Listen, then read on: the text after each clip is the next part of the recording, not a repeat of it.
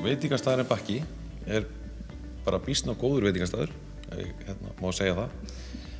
Og allavega eru gestir verulega ánægðir með bæði mat og þjónustu. Og þar erum við að vinna fyrst og fremst með hráefni úr héraði.